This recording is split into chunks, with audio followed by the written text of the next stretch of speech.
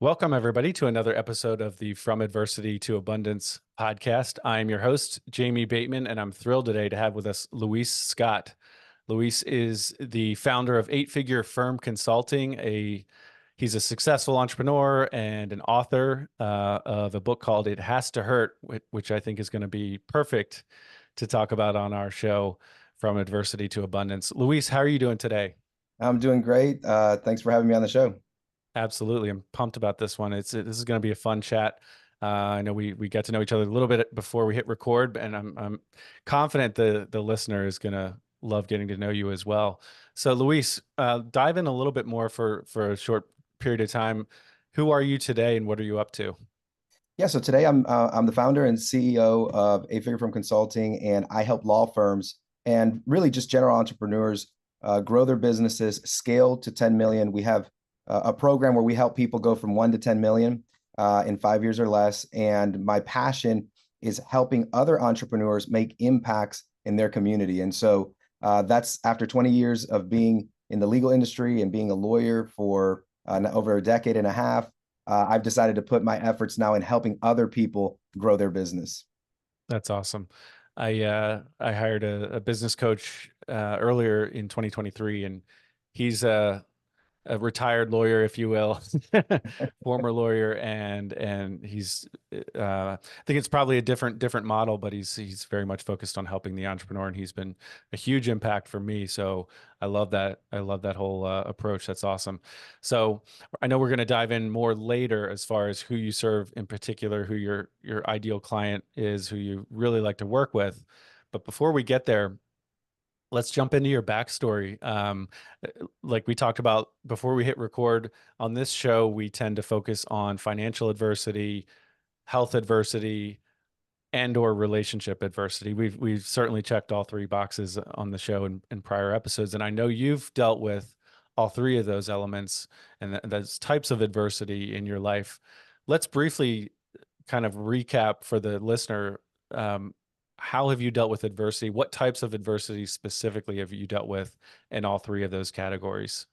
It's funny because when you say that you deal with health adversity, relationship adversity, financial adversity, I feel like I'm like the ideal poster child for those three things because I've had all three of them in my life. But earlier in my life, in my early 20s, I wanted to play professional baseball. My dad was a professional baseball athlete. He got to double A ball. So I thought I had the pedigree. I thought I could make it. I went to Division 1, but I kept getting injured, and I injured my ACL multiple times.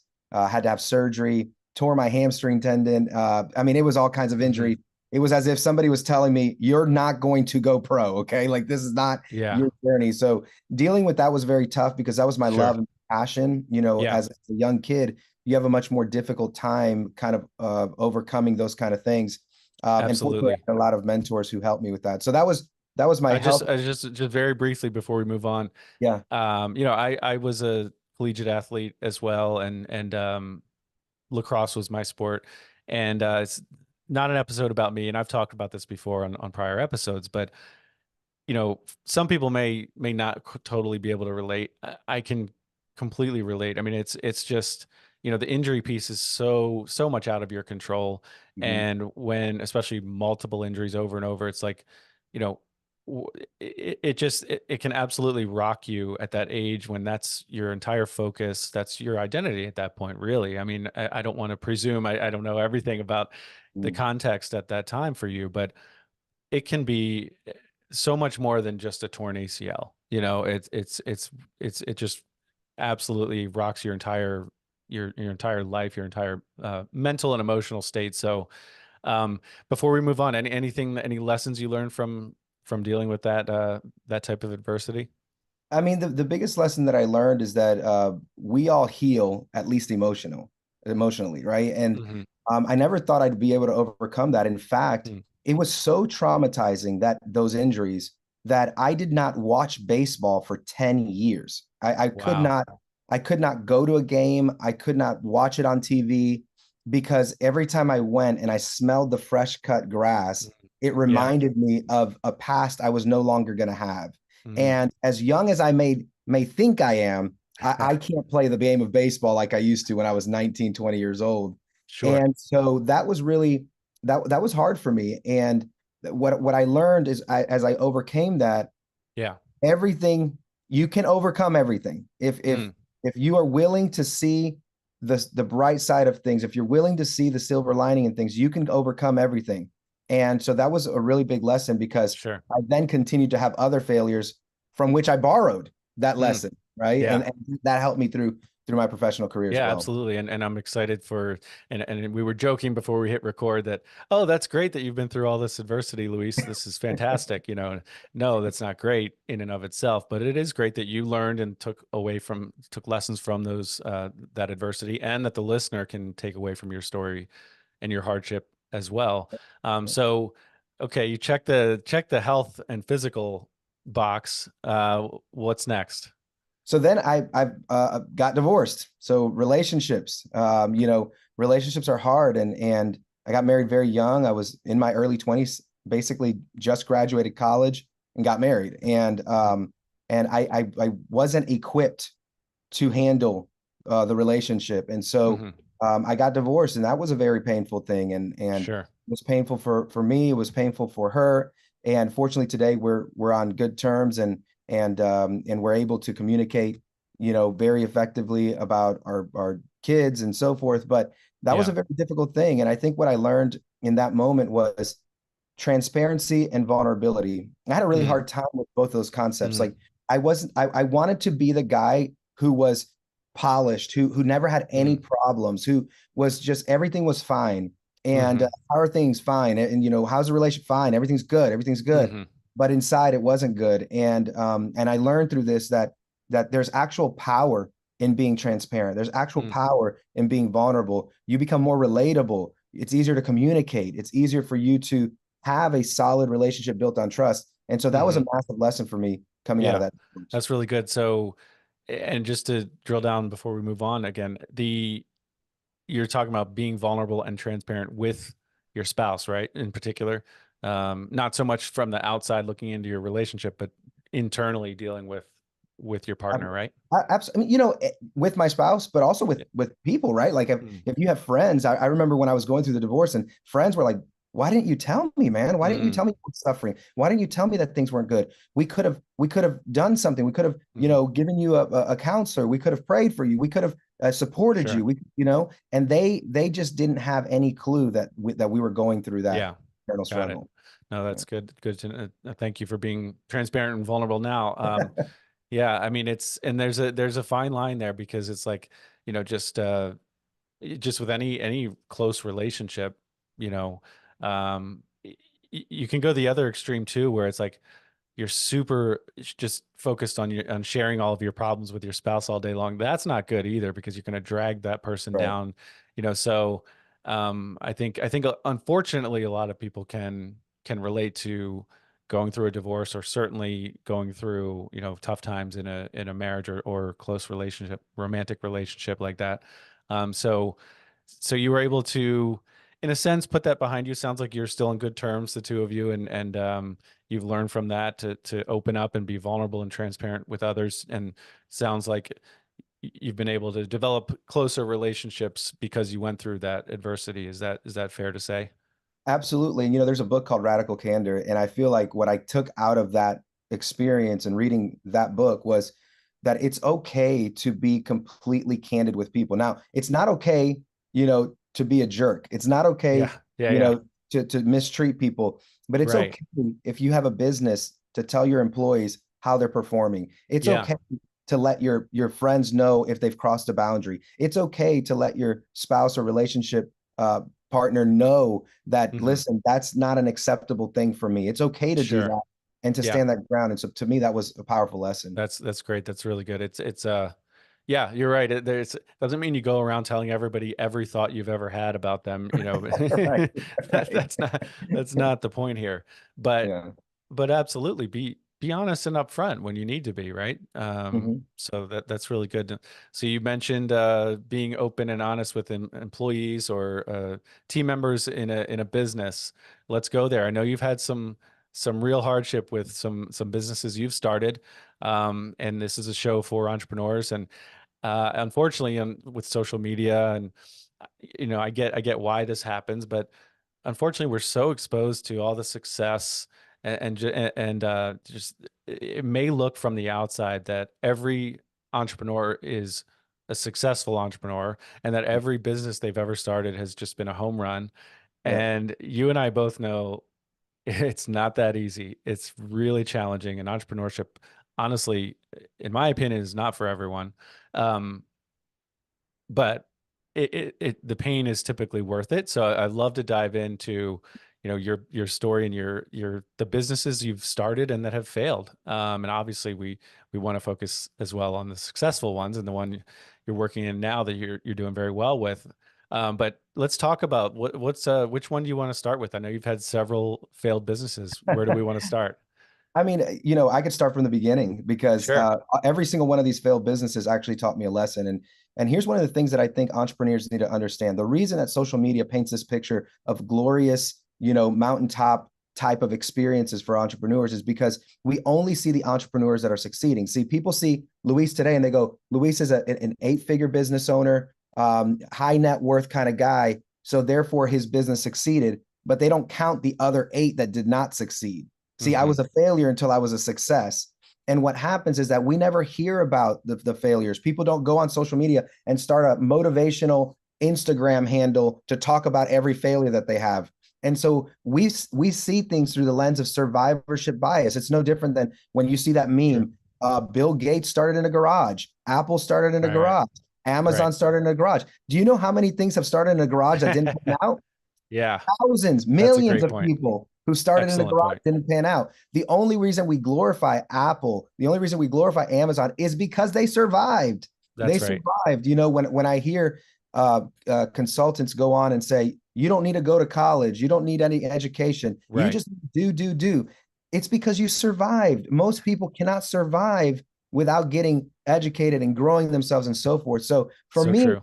it started at the beginning. And my first failed business was trying to sell vitamins online.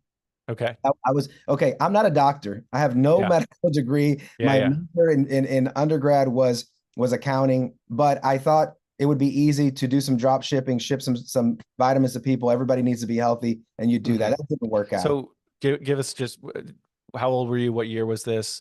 And I'm curious if this was, you know, your interest in supplements and vitamins from your athletic background. Is that a good guess? Yeah, so I got convinced like you're an athlete, you're going to be able to push this. Go ahead and you get a website, you start selling some vitamins, and it's going to be easy. This is going to be the easiest thing. People are going to believe Hmm. you. You have a 6-pack, they're going to know, right? That was the last time I had a 6-pack, by the way. Yeah. So that's why I got into it, and I was 21 at the time, and I had Hmm. no capital to back me up. I had no business experience whatsoever. I Hmm. didn't know how to set up anything, and so it was a failure. And I didn't have the confidence to sell either. That was the thing. I was like, Hmm. how am I going to sell? I can't even approach anybody right now with any Hmm. confidence because I don't really understand the science behind these vitamins. So Hmm. my lessons from that particular business Hmm. were educate yourself on the product, be passionate about it, and make sure that you have the confidence to sell. If you don't have those Hmm. 3 things, if you don't have the education, if you don't believe in it, if you're not passionate about it, and you don't know, Yeah. you don't have the confidence, you're not going to sell anything. Absolutely. And I think a lot of people I think sales and marketing just get a bad rap in general. And the reality is if you believe in your product, you should be selling it. You should be out Mhm. there marketing it. You should be promoting it if you 100%. genuinely believe in it and if you Yeah. understand it, like you said, because it's going to help people, right? Yep. So nothing wrong with learning sales and marketing. It's a critical piece to entrepreneurship for sure. So in the end, what did that look like as far as just when you walked away? Like how much, time or capital did you quote unquote waste? What did that look like? I wasted, right? Because I love Yeah, how you yeah. phrase that. Air I quotes. wasted, but yeah, right. And probably about a year to a year and a half, and somewhere Gotcha. around $10,000 to $15,000. Got it. Um, Which at that time, and I can speak for myself, that would be a big deal. It's it was a very uh, big deal. yeah. That started me down the rabbit hole of debt, Mm, gotcha. because I didn't have the cash to do it. I was working Sure. 3 jobs trying to, sell this product, and Hmm. I didn't have the cash to do it. And so it was Yeah. tough. Now, before we move on to a next example of a difficult business you've started, um, what would you say to the entrepreneur, or let's rather the budding entrepreneur out there? You know, maybe they are 20, 21, and they are about to leave college, or they just started a job or something in early 20s. Should you just jump in and start a business? Should you start a side hustle? I get it. Every situation is different, and that is the true answer. Yeah. But what would you say to someone, a piece of advice or two for someone in a similar situation? Okay, so when you think about the fact that less than 5% of businesses ever make $1 million in revenue, when you just Mm, think about that, let's hmm use that percentage. 5% of 20-year-olds will have successful businesses. 5% of 21-year-olds will have successful business. So let's just hmm assume and project that percentage on every single age bracket. hmm Assuming that percentage, we don't know which one's going to be the 5%. We hmm just don't know. And so you have to ask yourself, do I have enough experience, confidence, and belief in what I'm doing hmm to lead myself to the point of being one of the 5%? Most people don't, right? Because 95% are going to hmm fail. And so Yeah. if I had to give a blanket Yeah. suggestion across the board from 20 Yeah. to 30, I would say spend all your time learning as much as you can. Spend all your time hmm learning as much as you can. And, That's really and, good. and I think that if you do that, you're going to be much more prepared in your 30s. And one of the misconceptions about people is that they're falling behind in life. They think, Mm, well, if I don't start early, then I'm not going to get there. There's nothing that says you can't have my story, which is failure after failure after failure after failure, and then at 38 you become a millionaire. Like it took me that long. mm, It just took me that long. And yeah. so this idea that if I don't make 100,000 in year one, 200,000 in year two, 300, it doesn't work like that. Right. I went from bankruptcy to millionaire status in 3 years. And Wow. so there's a quantum leap that happens when it all begins to click, when it all begins Yeah. to click. And so Well, educate yourself. And what is the saying? In your 20s, you learn, and your 30s, you burn, and your mhm. 40s, you earn. Earn. Yeah, that's right. No, and there are a lot of examples of people who've hit their major their quote unquote overnight success in their Right. 50s and 60s, and um that's really good advice. I love the fact it's very easy to forget that growth can happen very quickly too. It's very easy for us to think like, yes, I mean obviously compounding is huge and time is a big factor. And having a long-term approach I think is critical, but that doesn't mean you can't scale things very quickly and recover like you have shown very Mhm. quickly. And so I think sometimes, at least I'll speak for myself, sometimes it's easy to get caught up in the day to day and to think, oh, I'm trying to get, 0.1% better than yesterday, but maybe it's 10% better. Maybe it's an explosive year this year, so, because that obviously happens. So walk us through, how did you recover from that? I mean, a year and a half, you said it started to put you down a path of debt. What happened after that? So I won't say that I recovered from that immediately. It Hmm. took a really long time because I then started other businesses and not to get into every detail of every business, but I started Sure. a penny auction site. I then tried to get then I tried to sell another vitamin. Some guy, he introduced me to another vitamin out of Salt Lake City. We were trying to get a contract and get some celebrities to sponsor it. We spent tens of thousands on that. That failed. And then I had a friend of mine who told me that he had found this product that you spray it on corn and it yields like 3 times the amount of corn. So we went down to LSU. We tried to get them because there's a lot of no, I'm sorry. Yeah, it was corn. Down we went to LSU. I can't remember if it was sugarcane or corn. It may have been Mm-hmm. sugarcane. Either way, we go down to Mm-hmm. LSU where they do a lot of this crop and got their scientists to do it. Spent months and months and months, thousands of dollars on this research. Comes back that the product didn't work. And then so that didn't work for me. And I just kept trying to start different things. I started a political news aggregator website. That Mm-hmm. didn't work. That Interesting. I wasted money on that thing. And so it took me a while to recover because I kept trying things after thing. Mm-hmm. And then, by the way, going back to my divorce, that was putting a strain on the relationship because Mm-hmm. I'm Yeah. 10,000, 60,000, 70,000, 80,000 in the hole, and I'm Right. trying to convince Yep. her that it's gonna work one day. Right. Trust me. you Yeah, know, sure. trust me, it's going to work. Yeah. But I I did trusted it. you the first 4 times, Luis. But yeah, right, right. But I never, this is the thing, I never stopped trying and I never stopped Mhm, learning. So I went to mhm, law school in the middle of doing all these businesses.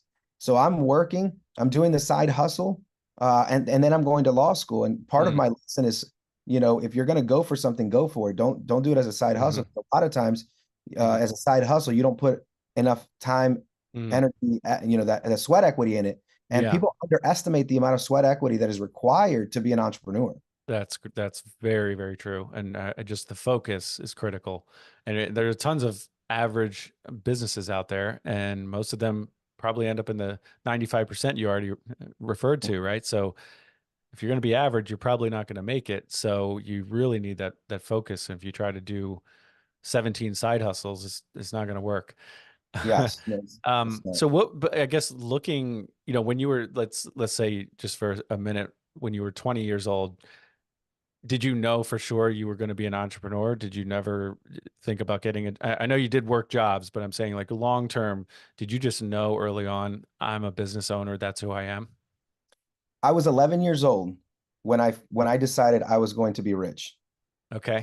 I grew up in a very modest, maybe lower income home. I grew up Hmm. in Puerto Rico.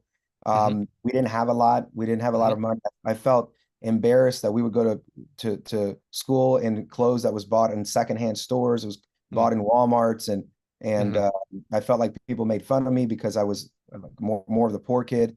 My Hmm. parents didn't have a lot of money, and I remember thinking to myself, one day I'm going to take care of my family. One day I'm going to take care. Everything's going to change on my family tree. And I was 11 years old when I had that first Hmm. memory. And so I knew from a very early age I was going to be rich, period. Hmm. Like it didn't matter what it took. Got And it. and anybody who knows me knows that I will work 20-hour days, 7 days a week to accomplish what I want Hmm. because it's that important to me. It's really good. I mean, because there's so many people think it's, oh, must be nice to be Luis. It's like, I've uh, heard that a lot of times. Yeah. yeah, and I'm sure, it is nice to be wealthy now, and I'm sure there a lot of you're reaping the benefits to the hard work you've put in, but I don't think it's been easy to get here. Um, Well, let me tell you so one story about yeah. easy. I was up till 3:30 in the morning last night, using technology to edit videos because I've set a goal to release 200 pieces of content per month. And last night, using a open opus.io, which is a Hmm. editing software, I edited 54 videos in an hour. Like I'm already rich Wow. and I'm up at 3:30 in the morning doing this, right? So like you got to have a drive that Yeah. surpasses circumstance. And so if you want to be an entrepreneur, like if you want that life that's on social media, the private jet, first class travel, the nice cars, the multiple houses and so forth, you got to be willing to be so passionate about something that time is just merely it's just merely there. It's not even a Hmm. constraint. There's enough time in the day. I sleep when I get tired, and when I'm not tired, I'm working or with the family, and that's what it takes to be successful. Hmm. Yeah, that's so true. Um, so talk to us about eh, I know you've had at least one other failed business and maybe even a failed partnership or two. Can you dive into that a little bit?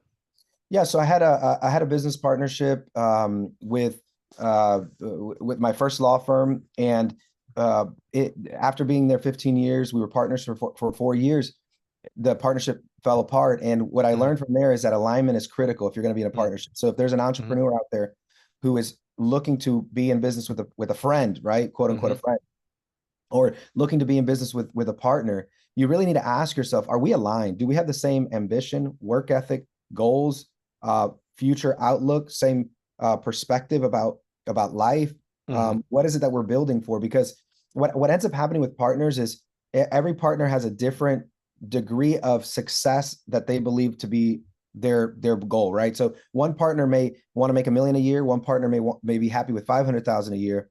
And mhm, what ends up happening is when the partner who's making 500,000 a year gets there, he starts mhm, going to play golf. He starts going to play mhm, tennis. He starts mhm, only coming in on Tuesdays and Thursdays. He stops working as hard because he got to his 500,000. And the other one's like, I want to make 1 million. And that's Hmm. what happened with me is that in my previous partnership, I wanted our business to make millions for us. And I Hmm. had partners that were very comfortable making three, four, $500,000, which don't get me wrong, is good money, but that Sure. was not my ambition. My ambition was much higher. I Hmm. wanted to make multiple millions per year. And Yeah. so we just didn't have the same drive. And Got it. great guys, by the way, they taught me a Hmm. lot. And I have nothing negative to say about them personally, but Yeah. we were just misaligned. We were just Sure. misaligned. So, and just how do you do that? Because, it is hard, just like a marriage. It's hard to know. I mean, things change too. People change, Mhm. and 4 years is not, that's a fairly long time. It's not 4 weeks, right? Mhm. So, what advice in particular? I know you said be aligned with your goals, and it sounds like work ethic as well. Anything else, tactically speaking, that you could tell an entrepreneur out there who's thinking about getting into a partnership? How Hire, should they hire, approach this? yeah, hire an amazing lawyer to write an absolutely amazing out clause in your operating agreement. Mm, Out clause is where you agree in the hmm. event either one of you become misaligned, that you Hmm. have a conversation, and Hmm. that conversation will lead to a division of the partnership in a very systematic way. That's the best Yeah, way. We didn't have that at the time. gotcha. And so if you have a partnership, you could have something as bare bones as in the event that we become misaligned, we Hmm. will have a conversation about it. We will use the following mediator or mediation company. That Hmm. mediation company will help us assess the value of the business. We'll separate and everybody will go on their own way and we'll Hmm. end as well. Yeah. And I think that that's really, really critical because without that, you end up fighting about everything, just like in a Mm. marriage. Sure. Yeah. I mean, I guess some people might argue, well, does that set you up for failure because you're focused on splitting up? But the reality is, you know, in an ideal world, you never have to actually even visit that clause, right? You never Mhm. even have to enforce or discuss that. But, and the partnership goes perfectly. But in reality, most partnerships do end at some point, right? Whether, and hopefully oftentimes that is on good terms, but that makes total sense is think a little bit further ahead, spend the extra couple dollars to hire a good attorney Mhm. and it's not just, you're not only protecting yourself, you're protecting the whole partnership. And it's so that's really good. So um awesome. Well, before we get to my rapid fire questions here, Luis, talk more about your business today and your ideal client and your avatar of who you work with and who you like to serve. You mentioned it earlier. Mhm. What does that person or business look like, and really how do you add value to them? So when I opened Eight Figure Firm Consulting, the ideal client was a law firm that was generating already $1 million in revenue and had an ambitious goal of hitting 10 million in revenue. The Small Business Administration says that only one out of 666 companies that start in any given day, any given year, will actually get to 10 million in revenue. So if 667 companies started today, only one Hmm. of those would get to 10 million in revenue. And so I Hmm. told myself, I'm going to help law firms get to 10 million in revenue because the average law firm earns 500,000. And I wanted that big, audacious goal, right? I'm going to Hmm. help people do this. I didn't know if I could help people do this. I had done it myself personally. We had Hmm. gone into the multiple eight figures, and I wasn't really sure if my system worked for people. And so Hmm. I started working and coaching people while I was still the COO of a law Hmm. firm, which I've now left to pursue eight figure firm full time. And the system worked, and we've now helped 25 law firms reach eight figures in predictable revenue. Hmm. So we Wow. want we want to work with law firm owners who are highly ambitious, entrepreneur in nature, Hmm. want to create a legacy for themselves, not just a financial legacy, but a legacy of care and support in the legal community that they serve. And so for me, when I think about what we've done as a consulting group and the fact that we've helped 100, almost 150 law firms now who helped 50,000 clients nationwide last year, to Hmm. me, that's leaving a legacy. And so one of our taglines is your legacy awaits. And so we're looking for people who are really committed to their legacy and who want to grow from 1 to 10 million in 5 years or less. Hmm. So what do you say to the critic out there who, because there are a lot of these critics out there who are anti-coaching, anti-consultant, who question anybody who makes most of their own revenue or their own income from coaching, from not actually doing the business? What would you say to that person? I would say I've already done it. I've built 3 firms to 7 figures and one to almost 40 million. So I'm not coming from this theory. I'm coming from practice. I'm not a Yeah, coach. I'm a consultant. I've already done it. I've sure. built it already. So I mean, Yeah, I have the street cred. yeah. And it would be like telling, a Major League Baseball coach, you Hmm. can't coach me because you can't currently play baseball. Right. Yeah, I, no, I that's mean, I'm really not good. currently building a law firm, but I built a law firm, Yeah. and And I I can hang my hat on that. and to be fair, I couldn't agree more. It's like saying Bill Belichick, you're not as good as Tom Brady, so you can't coach Tom Brady. It's like that's Right, ridiculous. right. It's just one of the best coaches ever, if not the best football coach ever. So, and I'm not even a Patriots fan, but um it Well, just I mean, think about yeah. Tiger Woods. Yeah. Did Yeah. Tiger Woods ever have a coach that could outplay him? I don't think so. No. No. They're different skill sets, but I Yeah. love the fact that you've proven that you can do it. So it's not just theory. It's very different than maybe a professor teaching a business course who's never actually run a business. You know, so That feels a little bit one of those situations. But I want to point out one more thing. hmm When I work with law firms, some of the law firms I've worked with, like I have a particular law firm out of North Carolina who had never gone beyond 5 million in revenue in 15 years. 15 years, never gone beyond 5 million in revenue.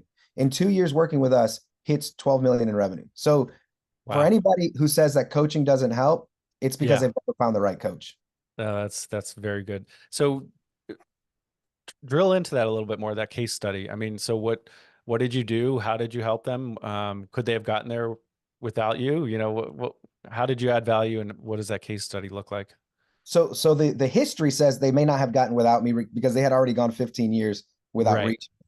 And the data doesn't support people reaching 10 million in revenue because again, one out of 667 actually hmm do it. hmm And the amount of law firms that are in 10 million in revenue is very small. It's like less than hmm 1% of hmm firms that actually reach 10 million in revenue. But what we did is we diagnosed 3 primary problems, and that was a misunderstanding of a marketing plan, what we hmm call a balanced marketing plan, number one. hmm Uh, Underfunding their marketing was number two. And number three was a lack of leadership focus. And so we worked on all three. We balanced their marketing plan. hmm We spent the correct amount, which I have a very specific formula that you need to spend. And the third thing is we started helping them develop leadership. And when you do all three of those things, hmm talking about that quantum leap, hmm it Yeah. took very short period of time to see that significant growth. Awesome. Yeah, it sounds like a lot of synergy happening all at once and then just explosive growth. So, before the rapid fire questions, what does it look like if somebody, what does it vary based on the client, or how does somebody, how's the process work when they sign up with you? Yeah, so we have a tailored approach, and it depends on the client. And we have people that come in varying degrees of revenue, but Mhm, also various states of maturity of their business. And some people mhm. have leadership teams, some people don't. Some people have meeting cadence, some people don't. Some people have a Yeah, defined mark. So it depends. sure. But when you Right. come with us, we start with a discovery call. Then we go through what our first phase of our consulting, which is setting the foundation. hmm It's a 3 pillar system. It's a foundation, intention, transformation. We guide hmm people all the way through that, but we start based on where they are. Yeah. And so that's Sure. that's the way we Which is, tailor I it. mean, it makes sense. And it doesn't, saying it depends, unfortunately, isn't well marketed. It's not easy to, but the Yeah. fact is a blanket approach typically doesn't work. So you're taking an approach that actually works. And I end up saying it depends as much as an attorney does when I'll do mentorship with my mortgage note and real estate, business. And I don't know where you are. I don't know what your goals are. I don't know what your experience is. As an investor, I need to hear you and listen to you and assess first before I can give you a blanket solution. So that does make a lot of sense. What is the difference between a coach, consultant, mentor? These terms get thrown around a lot. Do you have Yeah. anything you can add there as far as clarifying what those Oh, role the differences yeah, are? 100%. So a mentor is usually an unpaid person who helps a person develop themselves personally. So that's usually a Sure. mentor. They have no financial interest in your well-being. They just want to Sure. help. And so I mentor young kids. I give them the best advice that I can. I'm not making any money from them. So that's a mentor. You should have a Hmm. mentor. You should have somebody pouring into your life who wants the best for you without Hmm. any financial interest. Like if you don't have that type of friend or Hmm. relationship, you need to find one. The coach could be paid or unpaid, depends on Hmm. the coach. Some Hmm. coaches, they do it for free. Some coaches do it for cheap. Some coaches charge a premium. But a coach is Hmm. a person, it's more like a counselor. They're trying to help you reach a conclusion.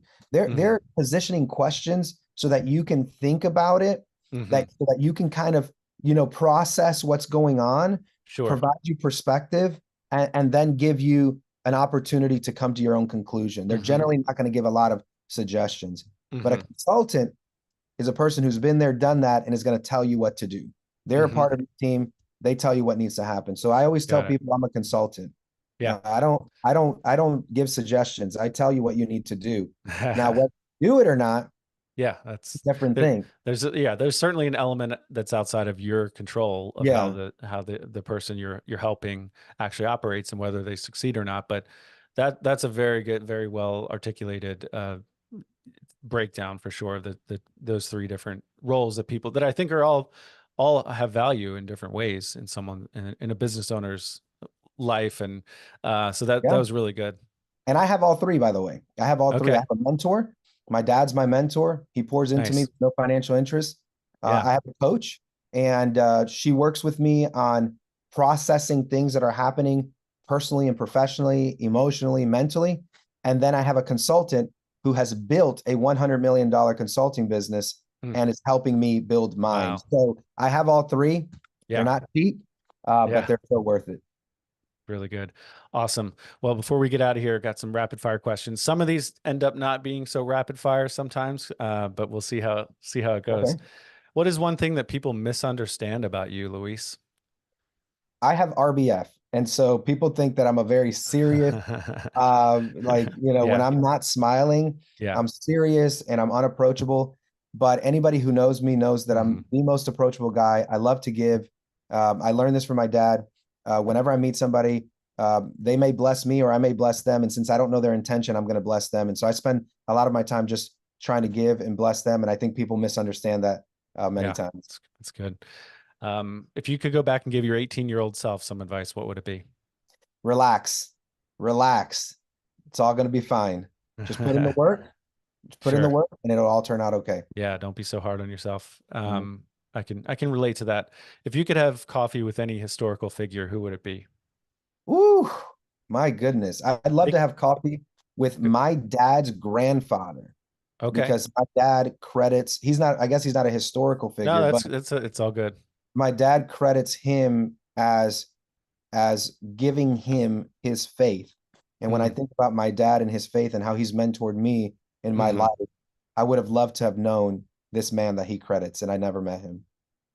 Yeah, I just read something on I think it was Twitter yesterday about um, the successful, humble entrepreneur, how they can look back and see the value in those who came before them. So, um, you just did that. Yeah. If you could eat one meal for the rest of your life, what would that be? If you could only eat one meal. Man, I would have said pizza for a long time, but I am on a taco. I mean, just Okay, I steak tacos, but nice. street tacos, small corn tortillas, onions Yeah, and cilantro, yeah, yeah, all yeah. all Yep, in those are green so good. salsa. Yeah, Yeah, I could probably eat that awesome. every day. What is a challenge that you're facing today in your own business? Finding great people who genuinely care about clients and not just about making money. In the coaching business, there are a lot of coaches who are in it for the money. They're in it Hmm. for pay me, pay me, pay me, and Hmm. they're not in it for the client. And I don't want to have that kind of business. And Hmm. so finding those people is very hard. Sure. But I am resolute in only hiring people who care about clients. Love it. Um, what's one piece of advice you'd give someone who's starting out as a consultant? They've had a successful business already, but then now they're going into the consulting world. One piece of advice. Create a system that you sell, package it, and make sure that the system works. So create a system. That's what I did. I documented it in my first ebook, The 9 Principles of Exponential Growth, where I created my 3 pillar system. And that was the genesis and the foundation for everything that I've done over the last 4 years. And I think that that would be the Fantastic. most beneficial thing you can do. Really good. You've already recommended one book and we mentioned your book and your ebook. What's Mhm. one other book you could recommend for our listener? I love to read. I love the four agreements, specifically the agreement number one, do not take anything personally.